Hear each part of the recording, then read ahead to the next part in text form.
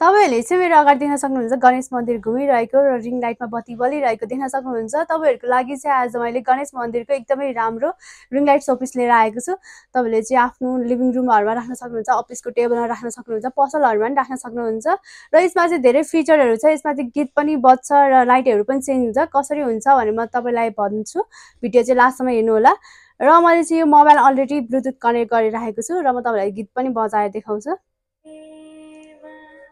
सुन्न सक्नुहुन्छ।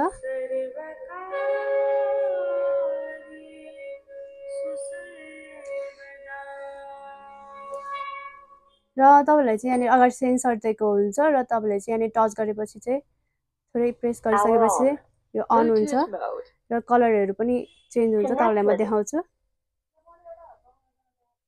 देख्न सक्नुहुन्छ कलरहरु चेन्ज हुन्छ। एकदमै राम्रो छ र यसको हाइट भनेको चाहिँ 12 इन्च छ।